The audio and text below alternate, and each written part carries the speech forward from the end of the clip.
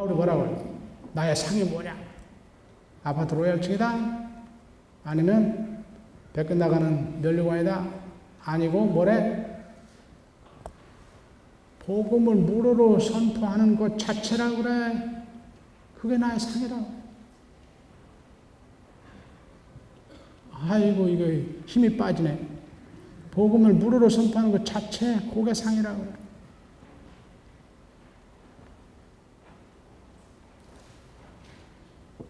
근데 왜 그게 상인가를 알아야 돼, 이제.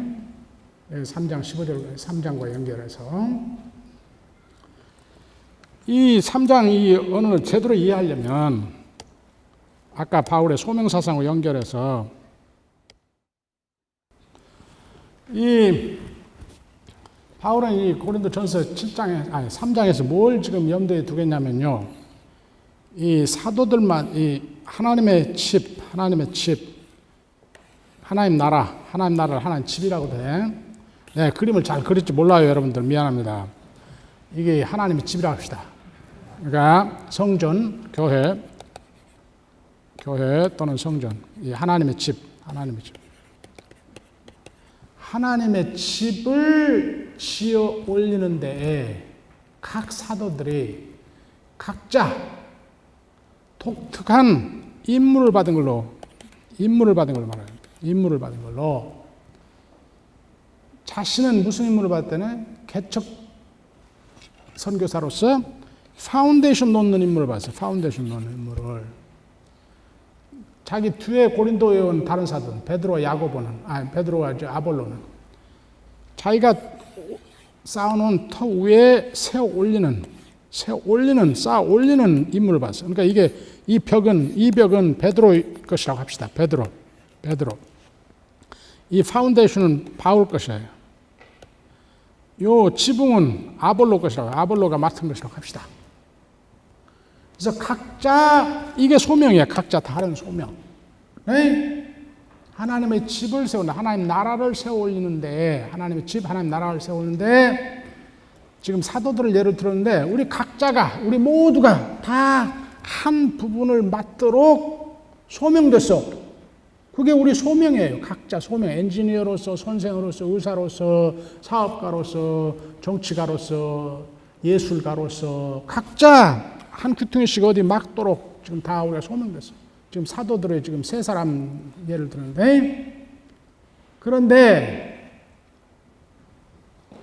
믿음의 순종을 통해서, 일반적인 믿음의 순종을 통해서 그 사랑의 이중계명을 삶의 모든 그 선택의 순간마다 적용을 해서 얻은 의의 열매. 결국 뭐예요? 공동체의 샬롬을 세워 올리는 거지. 하나님 나라를 세워 올리는 거지, 결국. 네? 그런데 우리 각자가 가진 개별화된 소명에 대한 순종. 바울에 있어서는 이 파운데이션을 은혜의 복음으로, 올바른 은혜의 복음으로, 그리고 복음에 합당한 사도직의 수행으로, 섬김. 그 사도직을 이용해서 자기 뭘 덕보겠다, 영광 구한다, 이게 아니고, 이웃을 섬김. 그 소명의 대상에 대한 섬김. 열방, 이방인들에게 복음을 전하는 사도직으로 불렀으니까 그들을 위해서 하나님께서 바울을 사도로 불렀거든. 그러니까 바울이 뭐예요? 그들에게 빚진 자예요, 빚진 자. 자기 구원을 빚졌다 소리예요. 그게 로마서 1장 14절 의미야. 내가 헬라인과 야마인과 모든 이방인들에게 빚졌다고. 뭘 빚져? 자기 구원의 빚을 졌단 말이야. 그들을 위해서 하나님이 나를 교회 핍박자로 그리스도의 원수로 날뛰는 나를 구원하시고 이 사도직에로 부르셨으니 그들 덕분에 내가 구원받은 거거든. 그들에게 내 구원의 빚을 졌어. 우리가 우리 소명의 대상, 우리가 우리 직장에서 섬기는, 우리 직업으로 섬기는 그 대상, 우리 고객들에 대해서 그렇게 생각을 해야 돼. 그들 위해서 하나님이 나를 구원했었어. 그들 덕분에 내가 구원받은 거야. 그들 섬기라고 구원받은 거야. 그러니까 그 섬김의 자세는 어떻게 해야 돼? 우리가 직업을 수행하는 자세는 어떻게 해야 돼? 그 직업을 이용해서 내가 더 이익 보고 직업을 통해서 군림하고 이게 아니고 철저히 섬김의 자세로 섬김의 자세. 직업의 대상에 대한 섬김의 자세. 선생은 학생에 대한 섬김의 자세. 의사는 환자를 섬김의 자세. 목사는 회중의 섬김의 자세. 네. 그래서 기독교 문명에서는 그래도 형식이라도 있어서 이 정부의 고관들을 미니스터 섬기는 자들, 이 공무원들을 공복, 이게 다 기독교 문명에서 나온 말들이지. 그 칭호라도 그래요. 그 정신 많이 못 담아내지만 하여간 근데 사실 칭호들 해야지.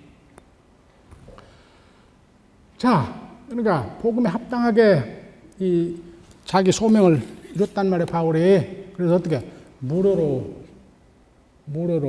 함으로 해서 어떠한 누구도로부터 의심을 받지 않고 돈 때문에 이 사람이 사도직 하는구나 의심받을 것 없이 누구도 시험에 들지 하지 않고 자기가 파운데이션 잘 놓았다 이 말이에요. 잘 놓았어. 그러니까 이걸 저기 뭘로 하면 그림으로 하면 금은 보석으로 놨단 말이에요.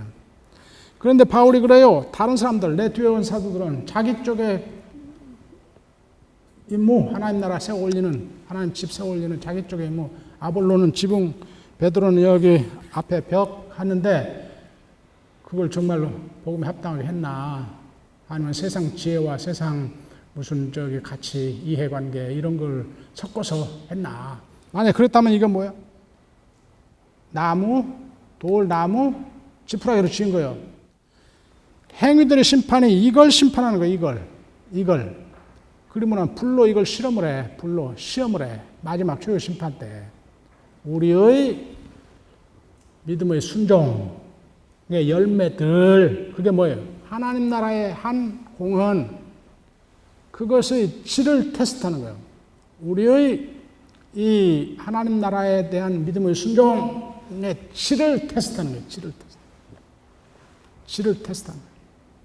우리가 자꾸 사단의 시험에 많이 넘어 굴러떨어져 가지고 우리가 하나님 나라에 한 것이 겨우 돌, 나무, 지푸라기로 지은 것 같으면은 최후 심판의 불에 그런 건 싹 다 없어지지. 왜 하나님 나라에 이 죄가 섞인 것이 남아 있을 수가 없어요. 뭐만 남아? 금은 보석으로 지은. 그런데 그때 금은 보석으로 지은 것으로 드러나면 그 불에 의해서 시험의 불에 의해서 더 찬란히 빛나는 거예요. 찬란히 빛나.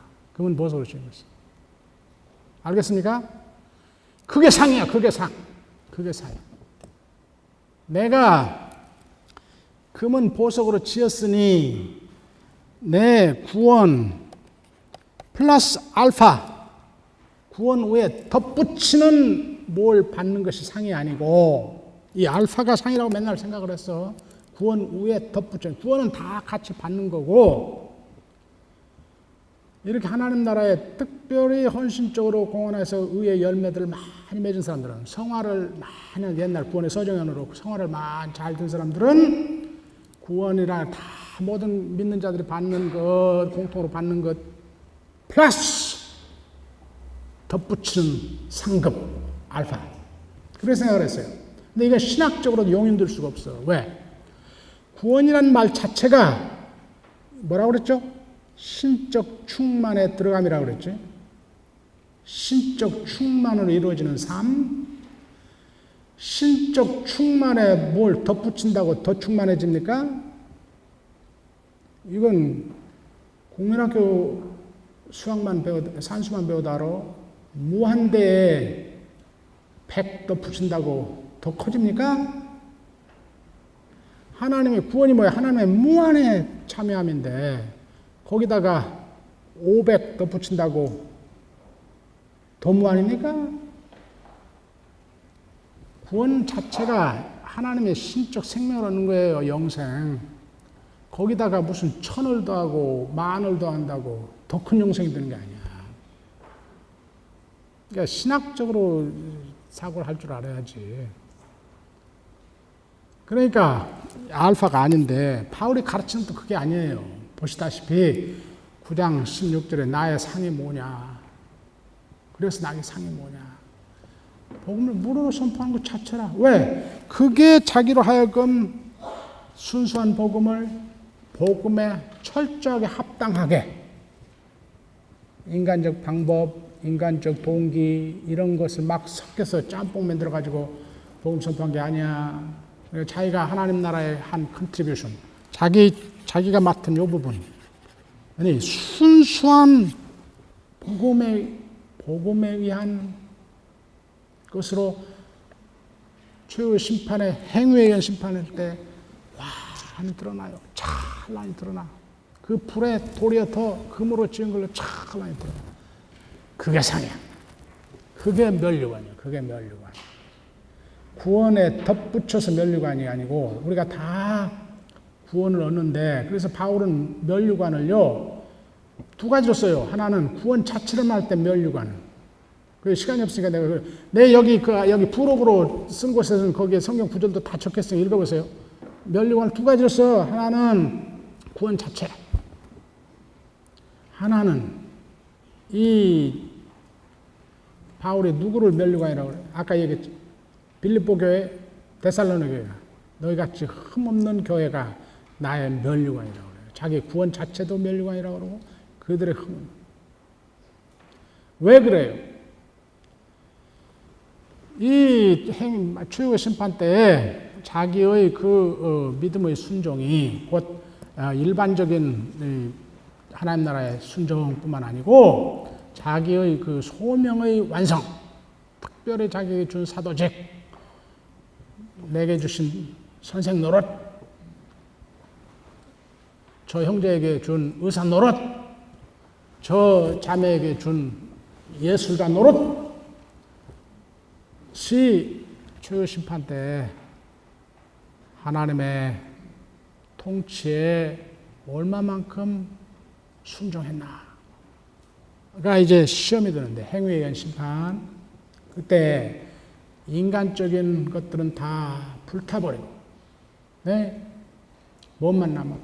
정말로 하나님의 통치에 진정으로 순종한 의의 열매들만 남는 거예요. 그래서 내가 한 부분이 이 환히 드러나는 거예요. 그게 이 나의 구원의 표징이면서 그런 의미로 면류관. 동시에 이 하나님 앞에서 칭찬받을 나의 이 면류관이야. 바울에게 있어서는 사도로서 교회 세우라고 했거든. 그러니까 교회가 면류관이야. 교회가 면류관. 네? 거기 한번 21페이지, 31페이지에 그 정리된 언어를 한번 읽어보십시다. 하나님을 흠내서 한다. 상급, 고린도전서 3장 14절, 15절, 9장 18절에 바울은 상에 대해서 말하는데, 바울은 상을 구원에 더하여 받는 어떤 좋은 것, 그건 플러스 알파라고 보지 않아. 바울 자신의 사도적 사역이 최후의 심판의 불의에서 바르고 헌신적인 복음 선포로 하나님의 총체적 실현에 있어 하나님의 집을 건축함에 있어 자기가 맡은 부분을 온전히 감당함, 곧 금과 은과 보석으로 지은 것으로, 즉 그가 세운 교회들이 무흠하고 영광스러운 교회인 것으로 환히 드러나는 것, 이것이 상이다. 이것을 일반화하면 우리가 의로운 삶과 봉사를 하여, 의로운 삶과 섬김을 하여 어디서? 우리의 직업에서, 우리의 삶의 장에서, 우리의 삶이 하나님 나라를 위해 의의 열매를 많이 맺은 것, 그리하여 하나님 나라 실현에 올바로 자기 역할을 한 것으로 드러남, 이것이 상이다. 그래서 데살로니가전서 2장 19절 20절, 빌립보 4장 1절, 데살로니가 빌립보 교회들이 바울의 소망이요 기쁨이요 면류관이다. 이렇게 흠없는 교회 세웠으니 구원 플러스 알파 받는 게 아니고 그 교회 자체가 자기 상이에요. 그 자체가 흠없는 교회로 드러남. 자기가 쌓은 이 파운데이션이 금은 보석으로 잘 지은 것으로, 자기가 세운 교회들이 흠없는 교회로 드러나는 것 자체가 상의 면류관이에요. 자체가 면류관, 여러분들. 그랬으니까 이런 흠없는 교회 세웠으니까 따로 무슨 면류관 받는다는 게 아니고 그 교회들이 면류관, 교회들이 면류관. 네? 그게 상이야.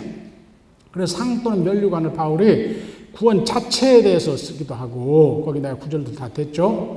자신의 소명을 충실히 감당하여 얻는 자신의 구원 자체, 자신의 소명을 충실히 감당하는 구원의 자체, 자신의 소명을 충실히 감당한단 말이에요.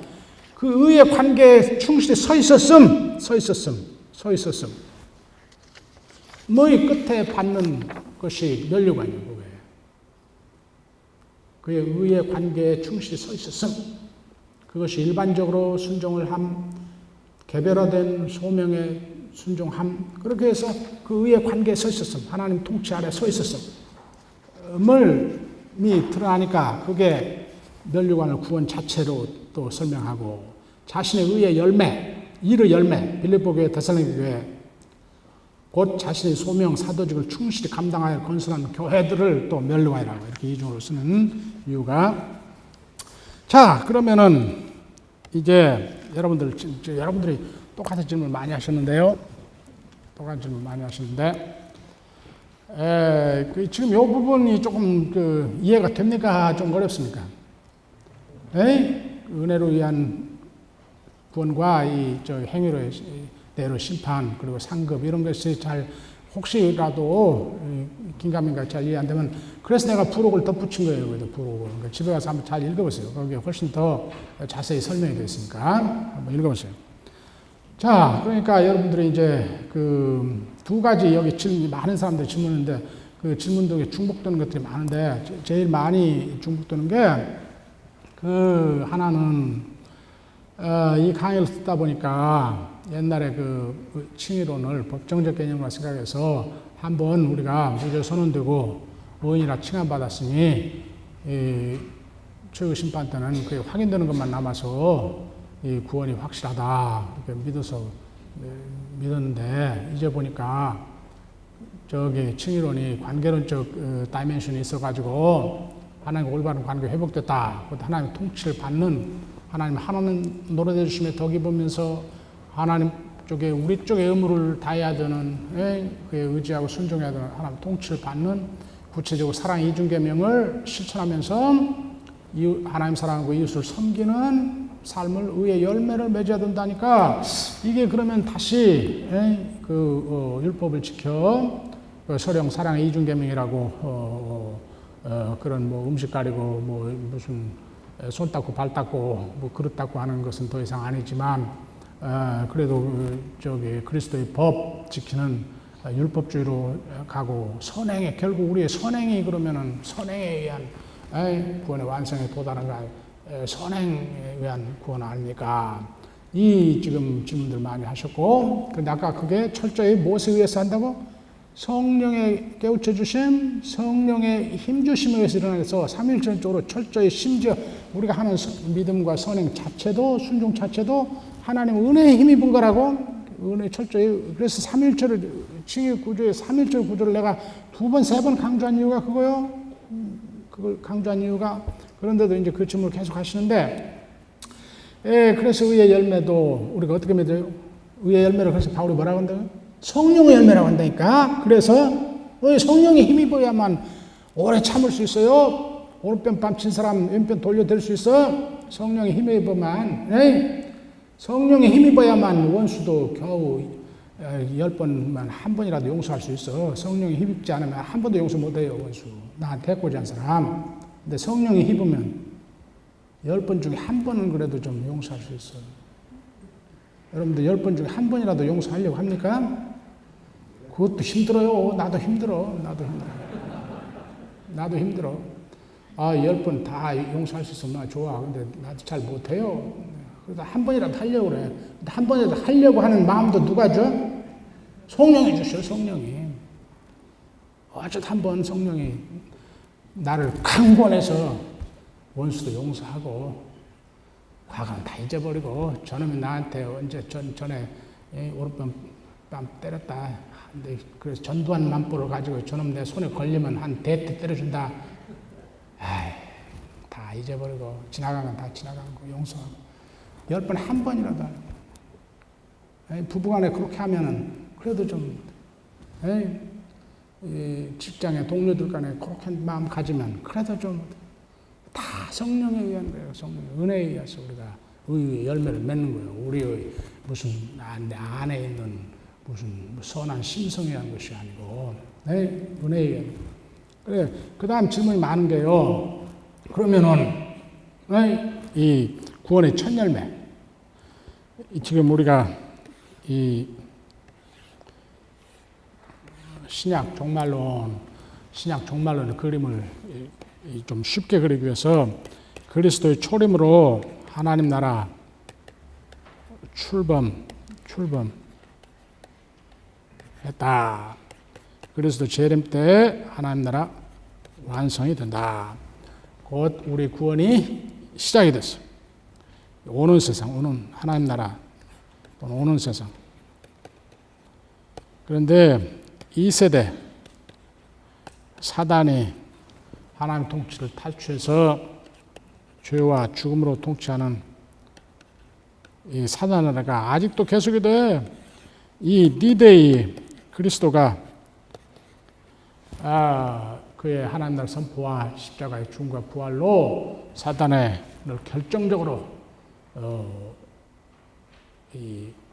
꺾었지만, 다른 그림으로 보면 등골을 분질렀지만, 등뼈를 분질렀지만, 아직도 사단이 사제의 힘이 남아가지고 우리를 시험하고 그의 죄와 죽음을 퍼뜨린단 말이에요. 그래서 우리가 지금 그리스도의 두 오심 사이에 이 세상에서 하나님의 시민으로, 하나님의 백성으로 사는 거예요. 이 죄와 죽음의 세상 속에서 하나님의 백성, 의인들로 사는 거예요. 네. 그래서 우리가 어쩐다고요? 날마다, 시간마다 이 갈림길은 우리의 몸이, 우리의 실존이, 몸이 사단과 주 예수 그리스도의 주권의 각축장이에요. 주권의 각축장. 사단이 나에게 소리, 아까 얘기했지. 너 이거, 10,000원 받으라. 그래서, 폭리를 취해서 돈을 많이 받고, 그러기 위해서 이웃한테 폭리를 취해, 이웃을 속이고, 이웃을 착취하고, 이렇게 하라. 사단이 이쪽으로. 주 예수 그리스도가 그의 영을 통해서 우리에게 그러지 말고 하나님 사랑, 이웃 사랑하는 길을 모셔가라. 네가 만든 제품으로 하나님 사랑하고 이웃 사랑. 천은 정당한 생산가 500원하고 무슨 더 좋은 물건 개발비 200원하고 그리고 정당한 이익 300원하고 해서 1,000원 받으라.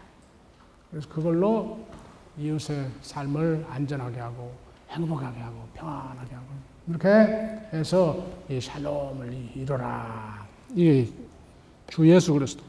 사단. 이 사단은 각축정이야. 우리가 지금 이 구조 속에서. 네. 그런데 이게 이미 구원받았다. 여기서 받은 구원이 하나님 나라 출범한 하나님 나라에서 받은 구원이 뭐예요? 구원의 첫 열매라고요. 이미 우리가 벌써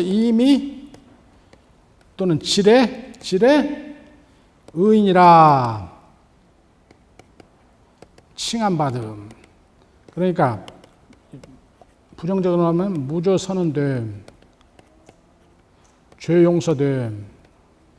긍정적으로 하면 이제 하나님 나라로 옮겨짐, 하나님과 올바른 관계로 회복됨. 이 언어 다 이해했습니까? 칭의론 이 두 가지 법정적인 언어로 무슨 말? 무죄 선언됨, 죄 용서됨. 네, 이건 부정적인 언어예요. 근데 관계론적인 언어는 무슨 뜻이라고? 하나님과 올바른 관계 회복이 됨, 다시 말해 하나님의 통치하러 하나님 나라로 이전됨, 주권의 전이. 기억나십니까? 이게 뭐예요? 이게 그리스도 초림으로 이루어진 하나님 나라의 출범으로 얻은 천열매, 구원의 첫열매라고. 네? 그런데 언제 그게 완성이 돼요? 그리스도 재림 때에 최후의 심판을 통해서.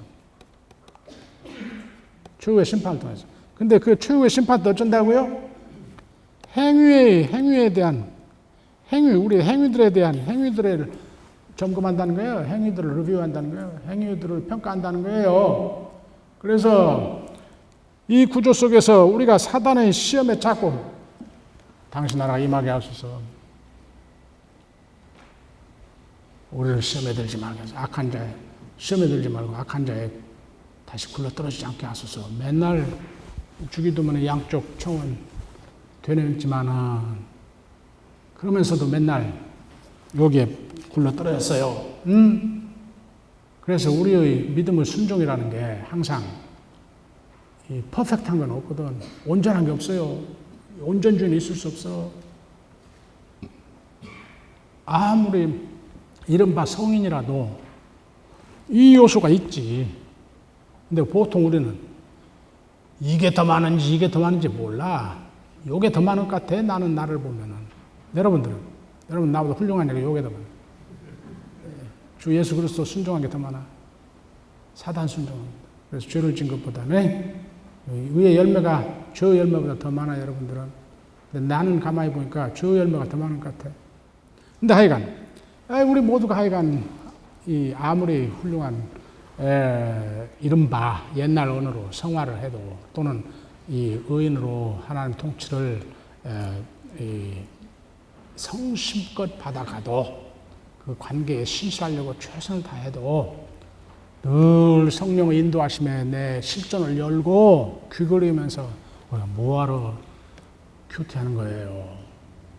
우리가 뭐하러 성경 공부하는 거예요. 우리가 뭐하러 여기 와서 여러분들 이 고생을 하는 거요. 여러분들 주일마다 뭐하러 설교 듣는 거요.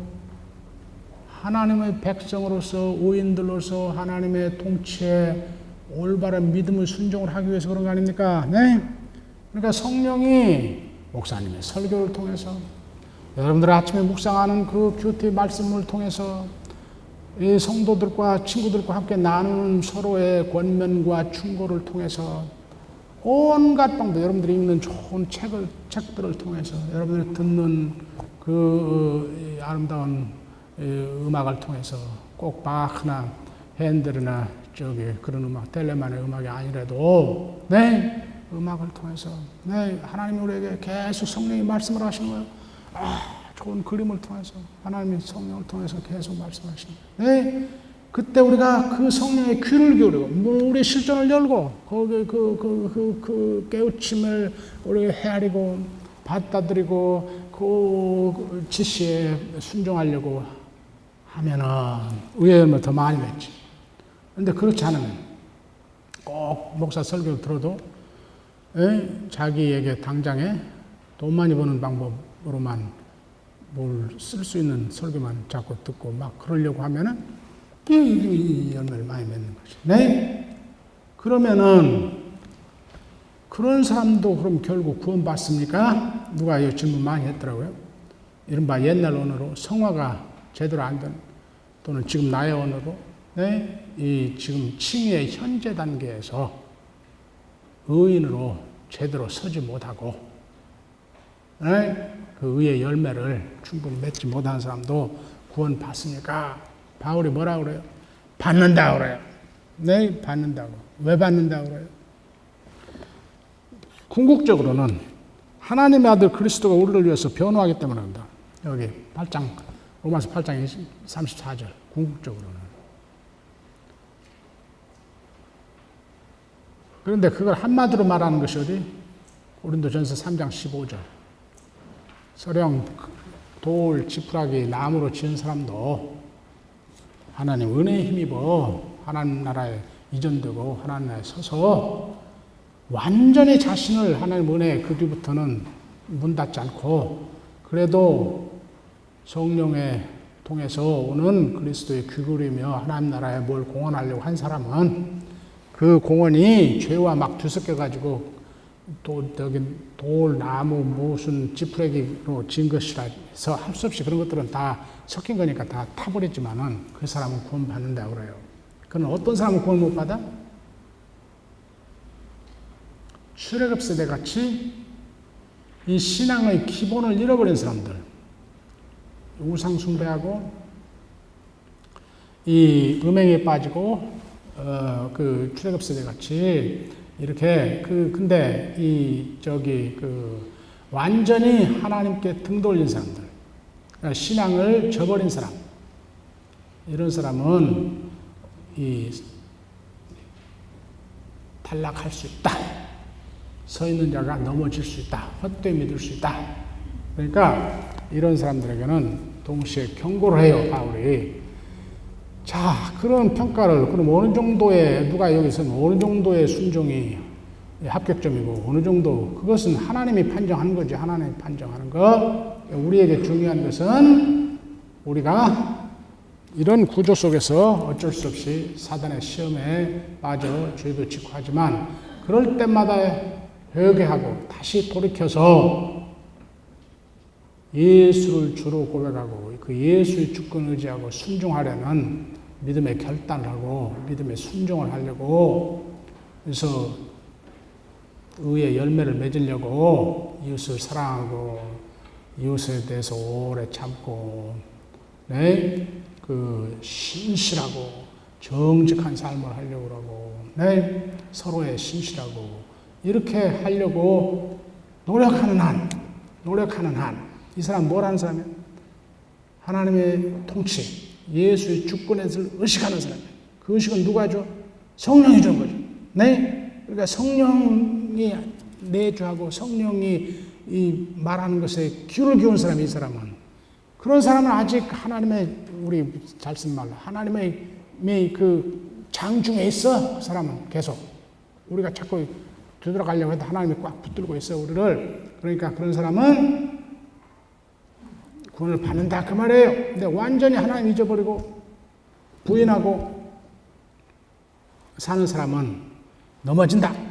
서지 못하고 넘어진다. 그렇게 경고하는 거예요. 자, 그래서 그 사람들을 위해서 그래도 하나님을 의식하고 죄를 지고도 다시 회개하고 돌이켜서 이제부터는 내가 더 의롭게 살아야 되겠다. 이렇게 하는 사람은 성령의 이 소리를 듣는 사람이야. 그래서 하나님의 주권에 의식하는 사람이야. 이 사람은 하나님 아들이 이 사람도 우리 백성입니다. 하나님 나라의 백성입니다 하고 종말에 우리를 위해서 변호해 주신다는 거예요. 그래서 우리가 의인으로 확인이 된다. 그래서 구원에 이른다. 그 말에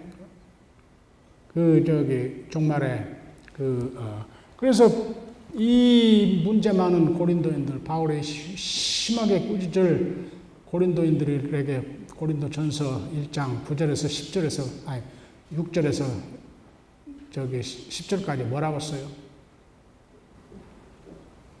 이 하나님께서 너희들을 어쩐다? 끝까지 지켜주시고 흠없는 자들로 굳건히 서게 할 것이다. 거기 우리말 그 번역이요. 뭐라고 되어 있습니까? 거기 견고케 한다고 되어 있는데 견고케 한다는 말이 굳건히 서게 한다고 그래. 하나님 심판대 앞에 굳건히 서게 한다 그 말이에요. 흠없는 자들로 굳건히 서게 할 것이다. 지금 고린도인들이 우상 숭배에다가 음행에다가 서로 다투고 갈등하고 지혜 자랑하고 모 자랑하고 해서 분파하고 온갖 죄악 다 벌렸거든.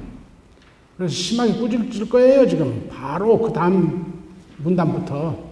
그런데도 뭐다 바울이 소망하는 거예요? 9절 하나님은 신실하시기 때문에 그의 아들을 통해서 너희들을 최후 심판대 앞에 굳건히 서게 할 거다. 회개하고 하나님 나라를 의식하고 새로운 순종을 각오하고 이렇게 하는 한 하나님이 지켜주시는 그의 성령으로 지켜주시는 표징이야.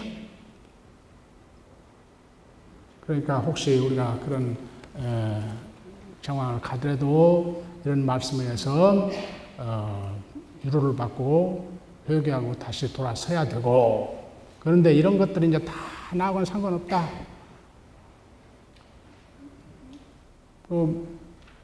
하나님에 대한 전혀 의식도 없고 하나님의 순종하려는 의식 이런 것도 전혀 없으면서 마음대로 죄를 짓고 살면서 나 옛날에 한번 교회 다니면서 예수 믿었으니 신앙 고백했고 세례 받았으니 그리고 가끔 교회도 가고 성찬식에도 참여하니 나는 구원 받았다. 나는 당상이다. 이런 사람에게는 넘어진다. 경고하는 거예요. 이 위로와 경고.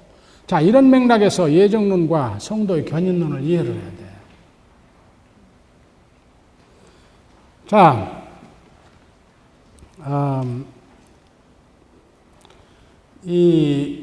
내가 그 구원이란 무엇인가 그 책에도 썼는데요. 이 예정론의 교리를 바울이 펼치는 맥락을 한번 보세요. 어디서 펼칩니까? 로마서 8장 에서 펼친다. 그 맥락이 무슨 맥락? 왜 우리가 구원의 첫 열매를 받은 우리도 그래서 성령의 인도하심과 힘 주심을 따라 사는 우리도 아직도 고난을 받고 있는가?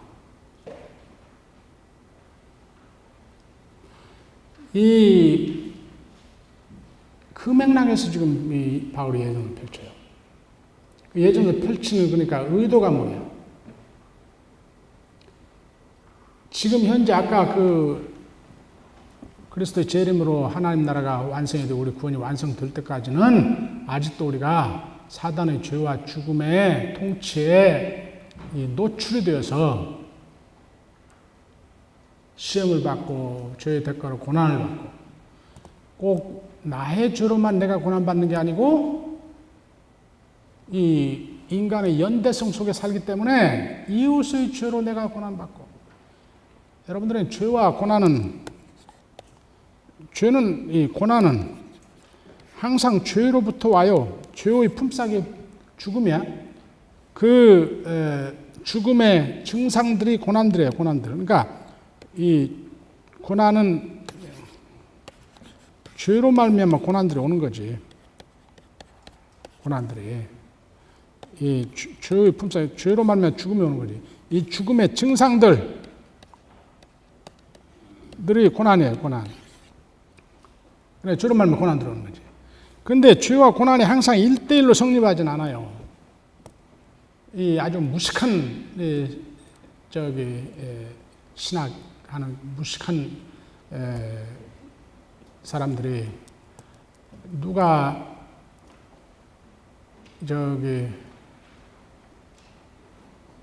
암 걸렸다. 우리 교회 장로가 암에 걸렸다. 그러면 당장에 쫓아가서 뭐라고 해요? 장로님 무슨 죄 져서 하나님 벌 받으시지. 회개하셔. 이 암 걸린 사람에게 위로를 주고 확신을 주고 소망을 줘야 되는데 회개하라고 막 욱박질러가지고 암이 1기가 3기가 되어버려 해버려. 그래서 죽게 만들어. 이게 무식한 목사들. 어떤 집사 집안에 애가 교통사고를 어땠다. 이 권사들 쫓아가가지고 그 자매 집사 불쌍한 집사 울고 있는 집사에게 무슨 죄를 져가지고 하나님이 벌 줬어요. 이 아이가 교통사고로 다쳤다고 가서 욱박질러요. 근데 꼭 그러지 않아요. 그 장로가 왜 암 걸렸어요? 악독 기업주가 아까 정화조 잘 안 만들고 오염물질 막 뿜는 공장 세워가지고 공기 나쁜 거 공기 마셔가지고 이 장로가 암 걸린 거예요. 그 어느 집사 집에 7살 배기 이쁜 딸이 왜 교통사고로 다리가 부러졌어? 그 음주운전한 그 못된 40대 그 남자가 차로 치여가지고 죽인 거예요. 그러니까 이 딸아이가 죄를 져서 다리가 부러진 것도 아니고 그 딸아이의 부모가 죄를 지어서 이 아이가 다리가 부러진 것도 아니고 누가? 저 이웃의 죄로.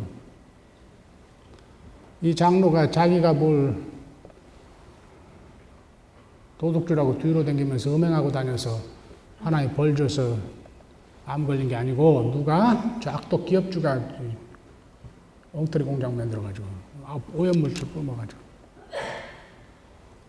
그러니까 우리가 인간의 공동체 속에 살기 때문에 그래요. 인간과 환경의 공동체 때문에도 그렇기도 하고 일부 자연재해도 인간의 죄로 사하라 사막이 확대되는 거 아니에요 지금. 네, 전 세계의 그 온난화도 일어나는 거 아니에요. 그걸로 막 질병도 더 나오는 거 아니에요. 인간의 탐욕으로.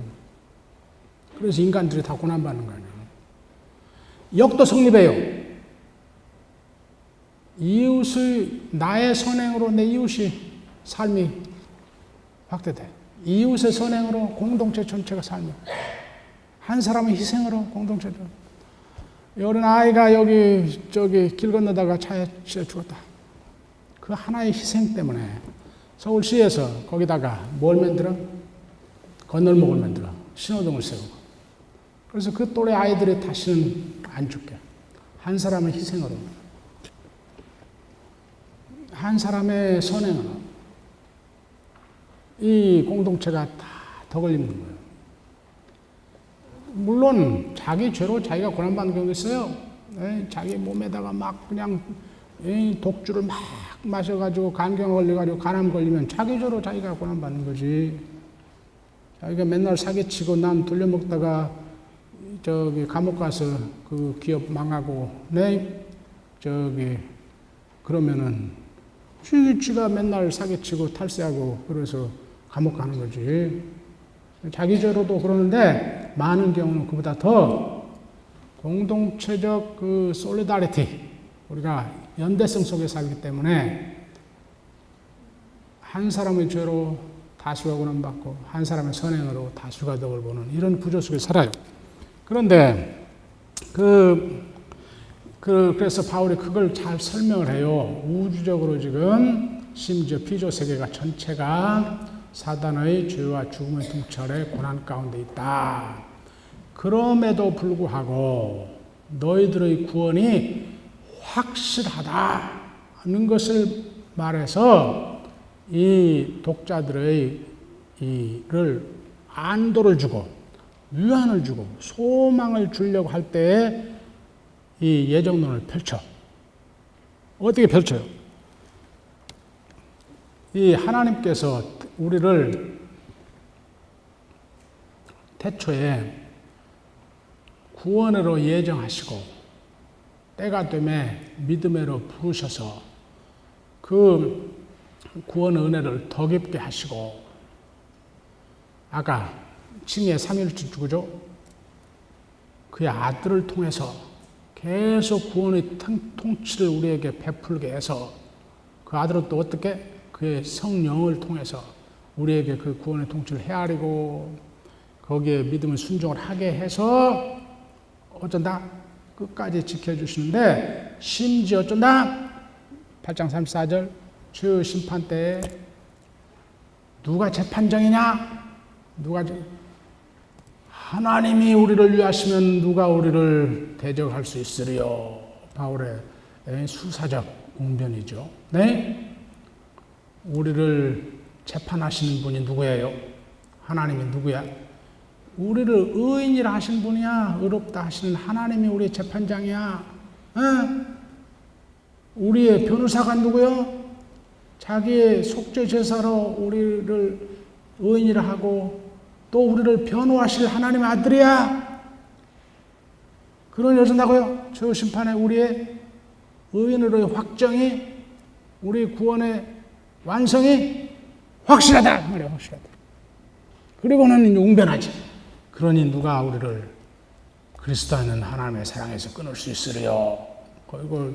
거기에 모든 사단의 자녀 세력들 이름 다 돼요. 그런 것들이 우리를 끊을 수 없다. 우리가 이 모든 죄악과 죽음의 세력을 이렇게 대항해서 승리하고도 남는다. 웅변하는 거예요, 웅변하는. 이렇게 이 구원의 확신, assurance를 주고, 소망을 주고, 그래서 지금 현재의 고난 가운데서의 의인으로서의 삶, 제자들의 삶을 신실하도록 촉구하기 위해서 이 예정론을 펼치는 거예요. 그러니까 예정론은 뭐 하기 위해 있는 거예요? 뭐라고 펼치는 거야? 하나님께서 끝까지 우리를 지켜주신다는 성도의 견인을 말하기 위해서. 이 하나님이 예정론의, 그러니까 예정론의 기초는 하나님의 은혜 또는 하나님의 의, 하나님의 은혜, 그 다음에 하나님의 신실성, 이 두 가지를 말하고자 하며요. 우리가 구원의 알파부터 오메가까지 우리 구원이 하나님의 은혜에 의한 구원이다. 그런데 그 하나님은 신실하신 하나님이다. 또는 의로운 하나님이다. 관계 신실하신, 끝까지 우리에게 하나님 노릇해 주시는 하나님이다. 그걸 말하는 거예요. 그걸 말하고자. 왜? 그래야만 우리 구원이 확실해요. 만약에 우리 구원이 우리 인간의 어떤 선행에 좀 달렸다, 조금이라도 달렸다, 그러면은 우리 인간은 신실하지 못해. 그렇기 때문에 우리 구원을 누구든지 확실할 수가 없어.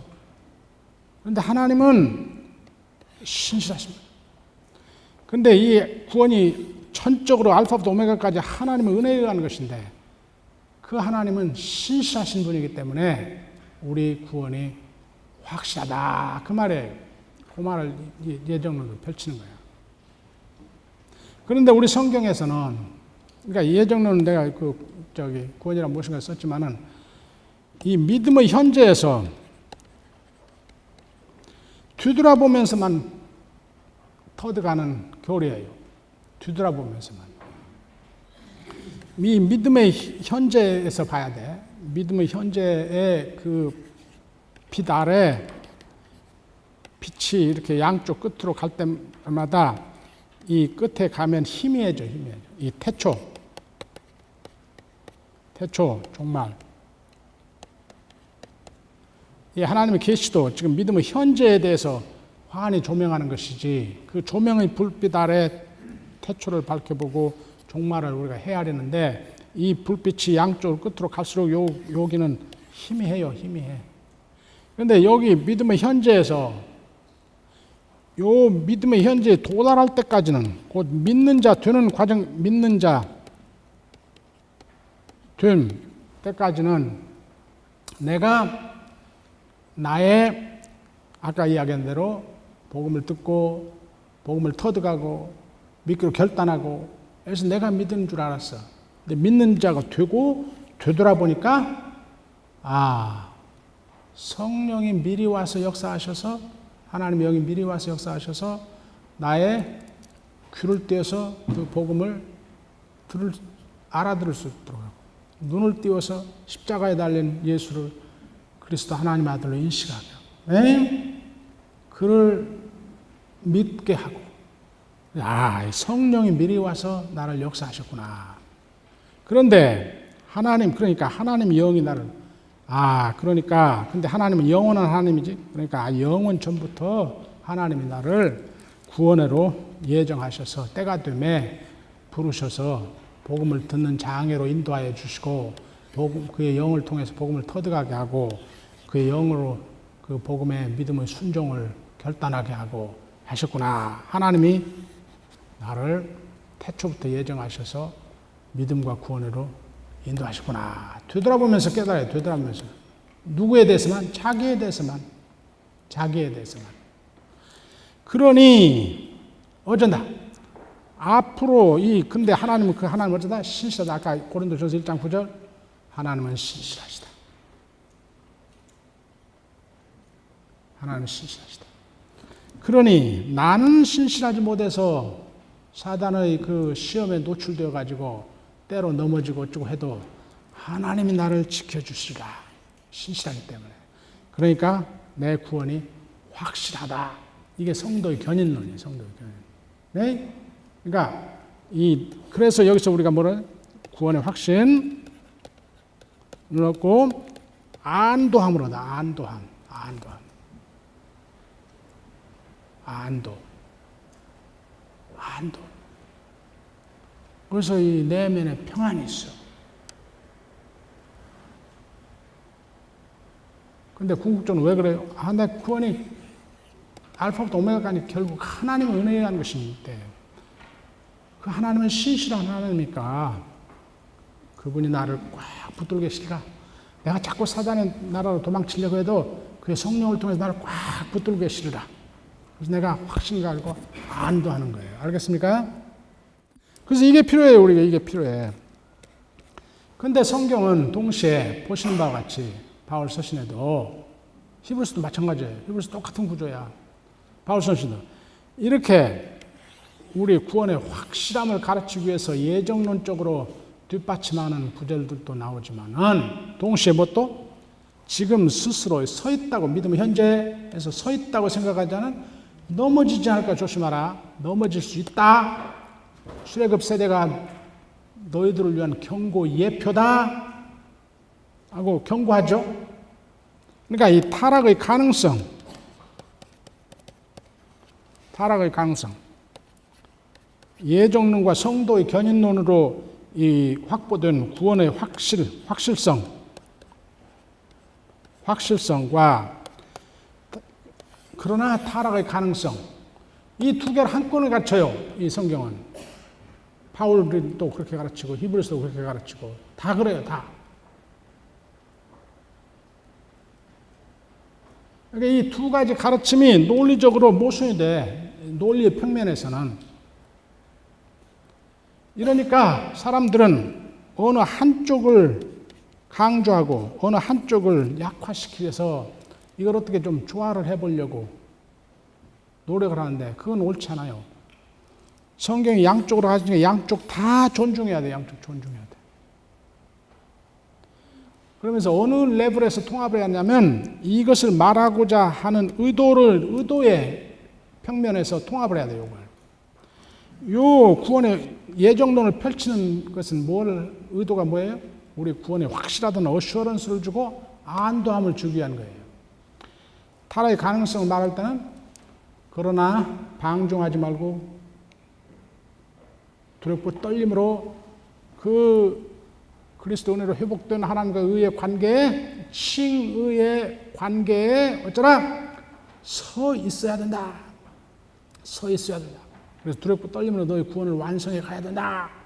그 말 하려고 그래. 그 말 의도. 그러니까 지금 나의 믿음의 현재에서 내가 지금 살펴봤을 때 내가 하나님 은혜로 의인이 됐단 말은 법정적 언어로 말하면 나의 죄가 용서되고 내가 무죄 선언되어서 그 죄책으로부터 자유함을 얻었다는 의미고, 관계론적인 의미로 말하면 이제 하나님 나라의 회복이 되어서 하나님과 올바른 관계가 회복이 되어서 하나님의 통치를 받는 사람이 됐단 말이다. 그래서 내가 지금 실제로 하나님의 통치, 주 예수 그리스도 하나님 아들이 대행하는 하나님의 통치에 대해서 의식을 하고 나의 삶의 현장에서 나의 실존의 가치 판단과 윤리적 선택의 순간마다 이게 하나님 사랑이 길인가? 이웃에게 해코지 하는 거 아니야? 이웃을 사랑해야 되는데 이런 의식이 있다는 말은 무슨 말? 이런 의식이 있다는 말은 무슨 말?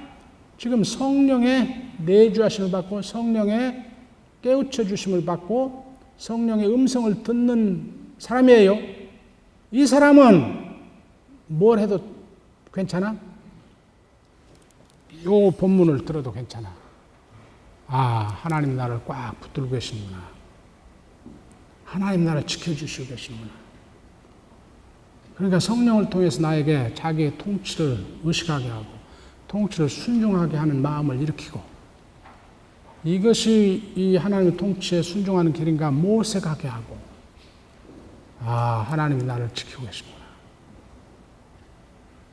이 사람은 그러니까 하나님 끝까지 나를 지켜주실 것이다. 안도해도 돼. 그런데 어떤 사람은 자기 믿음의 현재를 점검할 때 전혀 하나님의 통치에 순종하려는 뜻도 없고 하나님에 대한 의식도 하지 않고, 옛날에 내가 교회에서 신앙고백에서 세례받고 그때 의인이라 칭함받았으니 나는 뭐 이제 아무렇게나 살아도 된다, 이렇게 지금 의식하는 사람은, 그 사람은 뭐야 돼? 이 구절만 잔뜩 읽어야 돼. 이 구절만 자꾸 읽어야 돼. 아침마다 이 구절 읽어야 돼. 아침 저녁으로. 알겠습니까? 그래서 이 두 개가 상호 논리적, 이 두 가르침이 상호 논리적 긴장을 이루면서 함께 있을 때 그게 건전한 신앙이에요. 건전한 신앙. 여기서 오는 안도함이 방자함으로 변질되지 않도록, 자만과 방자함으로 변질되지 않도록, 이게 구원파 신앙이지. 네? 근데 이 또 요구 구절만 자꾸 읽어가지고 이 전혀 이 하나님의 은혜에 의한 하나님의 신실성에 의한 우리 구원이 철저히 은혜에 의한 것이라는 걸 터득을 못해 가지고 이 안절부절한 사람들, 이런 사람들은 이것도 건전한 신앙이 아니에요. 이 사람들은 이 우리 구원이 하나님의 삼위일체적 은혜, 삼위일체적으로 우리에게 오는 하나님의 은혜에 의한 구원이었어. 근데 그 하나님의 신실한 하나님에서 우리를 끝까지 지켜주신다는 걸 터득하고 안도함이 필요해요. 그래서 이 두 개가 한꺼번에 상호 긴장을 이루면서 있을 때 그게 이 건전한 신앙이에요. 건전한 신앙. 자, 그래서 이 구원의 확신, 안도와 두렵고 떨림의 제자도가 함께 있어야 된다. 상호 논리적 긴장을 이루면서 함께 있어야 돼. 그래서 우리 어느 한쪽에 쏠리려고 할 때는 다른 쪽을 봐야 돼. 다른 쪽을. 다른 쪽을 봐야 돼. 현재의 신실한 믿음, 의지와 순종, 두렵고 떨림의 자세가 있는 한 안도해도 돼. 그 사람은 안도해도 돼. 그 사람은 안도해도 돼. 그러나 이런 걸 다 무시하고 내가 옛날에 한번 믿어서 의인이라 칭함받았으니 이제 추후의 심판 때 그냥 저기 그 확인 되는 것은 땀은 당싸이다 하는 사람은 너 넘어진다 출애굽서에 봐라 그 말을 맨날 읽어야 돼요. 자,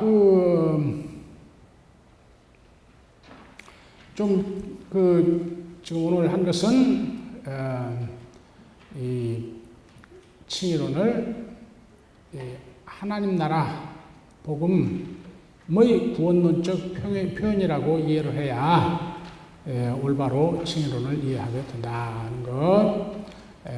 그리고 하나님 나라가 하나님의 아들의 통치로 예수의 주권의 행사로 어떻게 지금 현재 삼위일체적으로 우리에게 나타나고 우리는 거기에 대해서 어떠한 믿음을 순종을 해야 되나. 일반적인 하나님의 법, 그리스도의 법, 사랑의 이중계명을 지킴으로 의의 열매를 맺어감. 그 다음에 두 번째 개별화된 우리 소명의 올바른 성취를 통해서 우리 각자에게 맡겨진 하나님 나라의 한 부분, 하나님 나라를 세워 올리는, 하나님의 집을 세워 올리는 한 부분을 우리의 일로, 직업이라면 직업, 우리의 일로, 거기에서 믿음을 순종을 하여 우리가 그 맡은 부분을 복음에 합당하게 함으로써, 복음에 합당한 섬김을 통해서 바울의 그리모는 원하는 금, 은, 보석으로 세워 올림으로 그것들이 결국 최후의 심판의 행위에 의한 심판을 통해서 우리의 구원이 확인이 되고 우리가 하나님 나라의 한 우리의 컨트리뷰션, 우리 쪽의 임무의 성취한 것, 그것이 금은 보석으로 찬란하게 들어갈 때 그게 상이라. 그게 상이라. 우리는 상이라. 네. 여러분들이 다 그런 상 받는 사람들이 되길 바라요.